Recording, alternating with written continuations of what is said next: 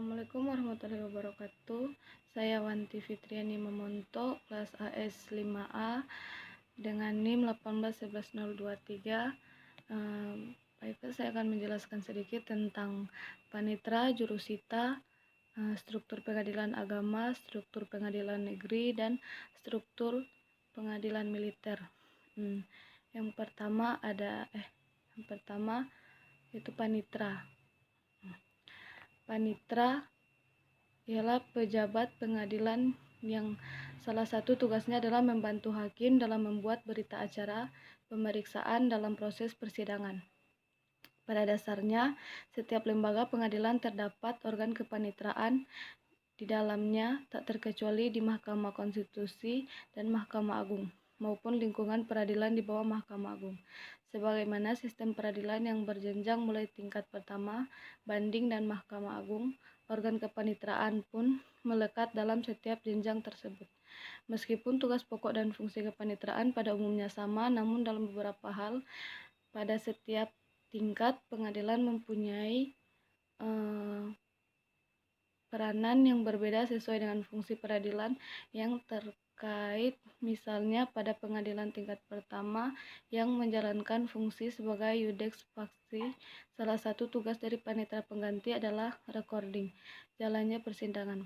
Sementara kepanitraan di Mahkamah Agung yang notabene-nya melaksanakan fungsi sebagai iudex juris, yaitu tugasnya panitera pengganti tidak lagi recording jalannya persidangan seperti kepanitraan pengadilan tingkat pertama, tetapi lebih substantif dalam hal membantu Hakim Agung memeriksa dan memutuskan perkara.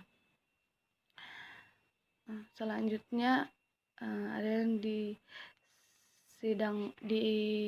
Mahkamah Konstitusi, seorang panitera pengganti dituntut untuk mampu membuat resum perkara, menganalisis perkara, mencari referensi isu hukum, menyiapkan naskah putusan, dan menuangkan atau memformulasikan pendapat hakim Mahkamah Konstitusi ke dalam putusan. Selanjutnya ada rekrutmen pejabat kepanitraan peradilan juga tidak sama. Jika Mahkamah Konstitusi dan lingkungan peradilan di bawah Mahkamah Agung, kecuali lingkungan peradilan militer, pejabat kepanitraannya direkrut dari pegawai negeri sipil atau PNS sesuai yang diisyaratkan undang-undang, sedangkan di Mahkamah Agung pejabat kepanitraannya direkrut dari hakim yang memenuhi kualifikasi sesuai yang diisyaratkan oleh undang-undang. Selain itu, terkait status jabatan kepanitraan pun berada. Jika di Mahkamah Konstitusi ditentukan sebagai jabatan fungsional tanpa angka kredit dan di Mahkamah Agung ditetapkan sebagai fungsional, namun pada lingkungan peradilan di Mahkamah Agung dikategorikan sebagai pejabat peradilan. Terus secara teknis tugas panitera yaitu mencatat jalannya persidangan, administrasi perkara, administrasi keuangan perkara, menyusun statistik, dokumentasi, laporan, dan pengarsipan perkara. Berdasarkan Undang-Undang Nomor 14 Tahun 1985 dan Undang-Undang Nomor 3/2009 tentang perubahan Undang-Undang Nomor 14 Tahun 1985 tentang Mahkamah Agung Kepanitraan. Panitera, wakil panitera, panitera pengganti, dan panitera muda di Mahkamah Agung direkrut dari hakim dan hakim tinggi, jadi tidak berasal dari staf atau pejabat kepanitraan sebagaimana pada pengadilan tingkat pertama dan banding. Jika di pengadilan tingkat 1 dan 2 panitera pengganti sebagai recording atau pencatat jalan persidangan, maka panitera pengganti di Mahkamah Agung menjalankan tugasnya sebagai memberikan narasi pertimbangan untuk merumuskan hasil putusan Majelis Hakim Agung. Sebagaimana diketahui bahwa hakim di Mahkamah Agung memiliki tugas yang harus diselesaikan serta dituntut untuk bekerja secara efektif dan efisien dalam memutuskan perkara. Maka hal yang logis apabila para hakim agung tersebut didukung oleh panitera pengganti yang berasal dari Hakim Agung. Selanjutnya ada jurusita, yaitu pegawai pengadilan yang bertugas menyita barang-barang. Jurusita juga bertugas yang ditugaskan oleh majelis hakim pengadilan yang mempunyai tugas sama, yaitu menjalankan pengadilan, pemberitahuan, dan semua surat-surat yang lain, atau juga menjalankan perintah hakim dengan segala keputusannya. Tugas pokok jurusita yang pertama yaitu melaksanakan semua perintah yang diberikan ketua sidang. Yang kedua, menyampaikan pengumuman, teguran-teguran, dan pemberitahuan penetapan atau putusan pengadilan menurut cara-cara berdasarkan ketentuan undang-undang. Yang ketiga, melakukan penyitaan atas perintah ketua pengadilan. Yang keempat, membuat berita acara penyitaan yang salinan resminya diserahkan kepada pihak-pihak yang berkepentingan. Yang kelima, panitera melakukan tugas di wilayah hukumnya. Pasal 103 hasil amandemen. Dalam pasal 3 diatur tentang bagaimana panitera dan jurusita harus bersikap di dalam melaksanakan tugasnya, yang mana panitera dan jurusita harus bersikap adil terhadap para pihak yang berperkara dan wajib bersikap sopan santun, serta tidak membeda-bedakan para pihak yang berperkara. Berdasarkan golongan status sosial dan sebagainya, terdapat perbedaan juga dalam tugas panitera dan jurusita, yang mana panitera lebih sering bertugas di dalam persidangan untuk membantu hakim dalam perkara hingga putusan sidang. Sedangkan jurusita lebih sering bertugas di luar persidangan seperti melakukan panggilan dan pemberitahuan kepada yang bersangkutan dengan perkara tersebut. Namun, pada poin terakhir pasal 3 ini dijelaskan bahwa jurusita dilarang mewakilkan kepada siapapun menyampaikan relaas panggilan maupun pemberitahuan. Selanjutnya ada struktur pengadilan negeri.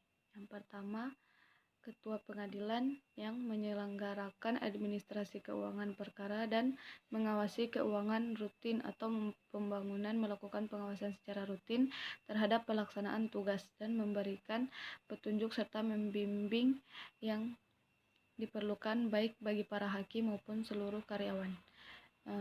Selanjutnya ada ketua pengadilan yang membantu ketua dalam membuat program kerja jangka pendek dan jangka panjang. Ketiga, ada hakim. Hakim pengadilan adalah pejabat yang melaksanakan tugas kekuasaan kehakiman. Tugas utama hakim adalah menerima, memeriksa, dan mengadili, serta menyelesaikan semua perkara yang diajukan kepadanya dalam perkara perdata. Selanjutnya ada panitera. Panitera di sini ada kedudukan panitera merupakan unsur pembantu pimpinan panitera dengan dibantu oleh wakil panitera, panitera muda, dan panitera pengganti yang membantu hakim dalam persidangan perkara perdata dan pidana serta melaporkan kegiatan persidangan tersebut kepada panitera muda yang bersangkutan. Selanjutnya ada sekretaris, itu sekretaris pengadilan bertugas menyelenggarakan administrasi umum pengadilan. Selanjutnya ada kepala sub bagian umum dan keuangan, kepala sub bagian dan kepegawaian, kepala sub bagian PTIP, terus ada jurusita. Jurusita yang bertugas untuk melaksanakan semua perintah yang diberikan oleh hakim ketua majelis. Jurusita bertugas menyampaikan pengumuman, teguran, protes dan pemberitahuan putusan pengadilan. Jurusita melakukan penyitaan atas perintah ketua pengadilan negeri. Jurusita membuat berita acara penyitaan yang salinannya kemudian diberikan kepada pihak-pihak terkait. Selanjutnya struktur pengadilan agama, yaitu ada ketua pengadilan agama yang bertugas pokok memimpin pelaksanaan tugas pengadilan agama dalam mengawasi, mengevaluasi, dan melaporkan pelaksanaan tugas sesuai dengan kebijakan tugas menurut peraturan perundang-undangan yang berlaku. Selanjutnya ada wakil ketua, yaitu tugasnya mewakili ketua pengadilan agama dalam hal merencanakan dan melaksanakan tugas pokok dan fungsi sebagai wakil ketua pengadilan agama, serta mengkoordinir dan melaporkan pengawasan tugas kepada ketua pengadilan agama. Selanjutnya ada hakim yang bertugas menerima dan meneliti berkas perkara serta bertanggung jawab atas perkara yang diterima yang menjadi wewenangnya baik dalam proses maupun penyelesaiannya sampai dengan minutasi. Selanjutnya ada panitera. sekretaris, Kasubag Umum dan Keuangan, Kasubag Bagian Kepegawaian, Organisasi dan Tata Laksana, terus ada Kasubag Bagian Perencanaan, TI dan Pelaporan, terus ada Panitra Muda Gugatan, Panitra Muda Permohonan, Panitra Muda Hukum, Panitra Pengganti, Jurusita dan Jurusita Pengganti. Itu bertugas melaksanakan tugas kejurusitaan dan bertanggung jawab kepada panitra. Dan yang terakhir yaitu struktur organisasi pengadilan militer. Yang pertama ada kepala, yang tugas pokoknya yang pertama memberikan pertimbangan dan saran kepada Kababinkum ABRI atau sekarang Mahkamah Agung RI mengenai hal-hal yang menyangkut bidang tugasnya. Yang kedua, mengkoordinasikan mengawasi dan memberikan pengarahan atas penyelenggaraan fungsi-fungsi Dilmil. Yang ketiga, menentukan kebijaksanaan dan pengambilan keputusan dalam rangka memimpin Dilmil guna menjamin terselenggaranya fungsi utama Dilmil. Yang keempat, merencanakan, mempersiapkan dan mengatur penyelenggaraan penyidangan perkara yang dilimpahkan kepada Dilmil. Yang kelima, mengatur pembagian pekerjaan antara Kadilmil, Wakadilmil, dan para Kimil sehingga dapat menjamin daya guna dan keseimbangan yang baik dalam penyelenggaraan fungsi Dilmil.